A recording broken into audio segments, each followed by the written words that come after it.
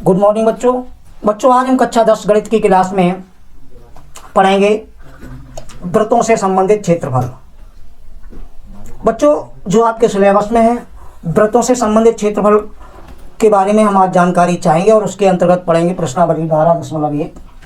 तो बच्चों, जैसे कि आपको मालूम होना चाहिए वृत्त के क्षेत्रफल में यदि वृत्त की त्रिज्या मालूम है तो वृत्त का क्षेत्रफल निकल जाएगा। तो हम चर्चा करते हैं प्रश्न नंबर 1 पर। प्रश्न नंबर 1 में कह रहा है दो वृत्तों की त्रिज्याएं क्रमशः 19 सेंटीमीटर और 9 सेंटीमीटर हैं।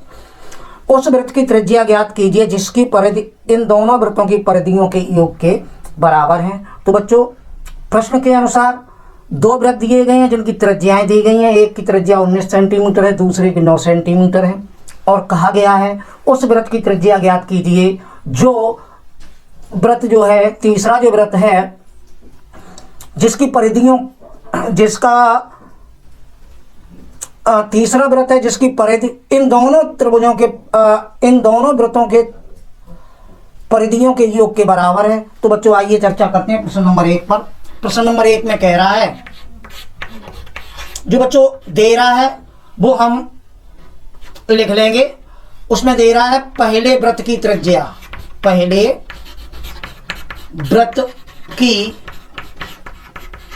त्रिज्या हमने R1 मानी है और वो है 19 सेंटीमीटर।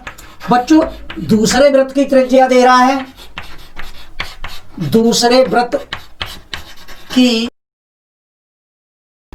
त्रिज्या R2 बराबर दे रहा है 9 सेंटीमीटर। और बच्चों, तीसरे वृत्त की त्रिज्या पूछ रहा है। जो तीसरा वृत्त है प्रश्न के अनुसार ये कह रहा है उसकी परिधि इन दोनों वृत्तों के परिधियों के योग के बराबर है। तो हम मान लेंगे, माना तीसरे वृत्त की त्रिज्या हमने जो है R3 बराबर R मानी है। बच्चों, प्रश्न पूछ रहा है, यही त्रिज्या पूछ रहा है। तो बच्चों, प्रश्न के अनुसार हम सीधा लिख के चलेंगे, समय को बर्बाद ना करते हुए। प्रश्नानुसार, प्रश्न के अनुसार तीसरे वृत्त की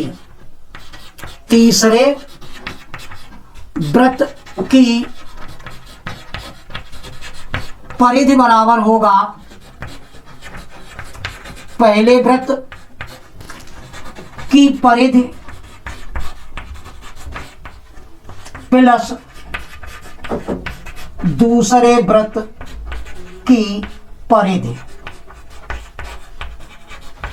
तो बच्चों, जैसे कि मालूम होना चाहिए वृत्त की परिधि जो होती है वो 2πr होती है। चूंकि यहाँ 3 वृत्त हैं तो ये तीसरे नंबर का वृत्त है तो इसकी πr3 हो जाएगी। और ये बच्चों वृत्त की परिधि 2πr होती है तो तीसरे वृत्त की त्रिज्या हमने R3 मानी है, इसलिए 2πr3 बराबर पहले वृत्त की त्रिज्या है जो पहले वृत्त की परिधि 2πr1 और प्लस 2πr2 ये दूसरे वृत्त की परिधि हो जाएगी। तो बच्चों, हम यहां से देखते हैं कि यदि हम इधर से 2π कॉमन ले लें तो R1 प्लस R2 शेष रह जाएगा। बच्चों, 2π से 2π कैंसिल हो जाएगी। तो हमारा यहां से R3 का मान हमने R माना है और ये 19 प्लस 9 यानी कि 19 में 9 जोड़ देंगे तो 28 सेंटीमीटर आ जाएगा आपका, जो कि बच्चों तीसरे वृत्त की त्रिज्या होगी प्रश्न के अनुसार। तो बच्चों, ऐसे और भी प्रश्न हो सकते हैं आपके। तो बच्चों, जब दो वृत्त दिए जाए उनकी त्रिज्या दी जाए और ये कहा जाए कि तीसरे वृत्त की त्रिज्या ज्ञात कीजिए जबकि दोनों वृत्तों तीसरे वृत्त का जो परिधि है वो दोनों वृत्तों की परिधियों के योग के बराबर है। तो आपको इस प्रकार करना है। तो बच्चों, ये तो रहा आपका प्रश्न नंबर 1। तो बच्चों, अब बात करते हैं प्रश्न नंबर 2 की। प्रश्न नंबर 2 में कह रहा है दो वृत्तों की त्रिज्याएं क्रमशः 8 सेंटीमीटर और 6 सेंटीमीटर हैं।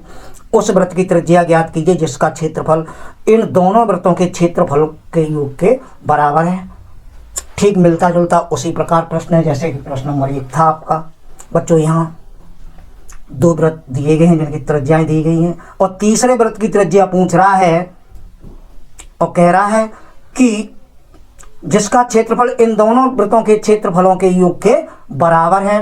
तो बच्चों आइए इस पर चर्चा करते हैं। जो दिया गया है प्रश्न के अनुसार, पहले वृत्त की त्रिज्या दी गई है। पहले वृत्त की त्रिज्या जो है हमने R1 बराबर 8 सेंटीमीटर दी गई है। और बच्चों दूसरे वृत्त की त्रिज्या जो है आपकी, दूसरे वृत्त की त्रिज्या R2 बराबर बच्चों दिया गया है प्रश्न में 6 सेंटीमीटर। तीसरे वृत्त की त्रिज्या पूछी है जिसका क्षेत्रफल इन दोनों वृत्तों के क्षेत्रफलों के योग के बराबर है। तो हम उसे मान लेंगे, माना तीसरे वृत्त की त्रिज्या R3 बराबर हमने मान लिया है R। बच्चों इसमें भी प्रश्नानुसार जैसा कि वो कह रहा है कि जो तीसरा वृत्त है जिसकी हमें त्रिज्या ज्ञात करनी है, तो तीसरे वृत्त का क्षेत्रफल जो दे रहा है वो बराबर है इन दोनों वृत्तों के क्षेत्रफलों के योग के बराबर। यानी कि पहले वृत्त का क्षेत्रफल और प्लस दूसरे वृत्त का क्षेत्रफल। तो बच्चों वृत्त का क्षेत्रफल जैसा कि मालूम होना चाहिए, वृत्त का क्षेत्रफल पाई आर स्क्वायर होता है। तो हम लिखते हैं इसका पाई R3 का स्क्वायर और प्लस ये पाई R1 का स्क्वायर प्लस पाई R2 का स्क्वायर। तो बच्चों यदि हम देखें तो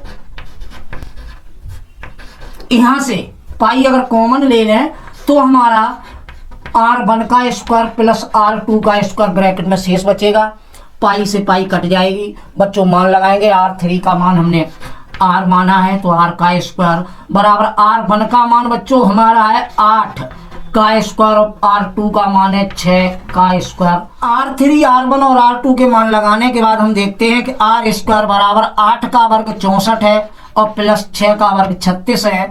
बच्चों 64 और 36 जब जोड़ते हैं तो योग हमारा 100 आता है। तो बच्चों R स्क्वायर बराबर 100 हो गया, तो R बराबर √100 यानी कि वर्गमूल 100 का 10 होता है। तो इस प्रकार हमारे तीसरे वृत्त की जो त्रिज्या थी बच्चों वो 10 सेंटीमीटर आएगी। बच्चों एक बात और है, नीचे जब ये हमारा उत्तर निकल आए तो हम लिख सकते हैं अतः तीसरे वृत्त की त्रिज्या R3 बराबर 10 सेंटीमीटर। तो इस प्रकार बच्चों आपका प्रश्न नंबर 2 हो चुका है।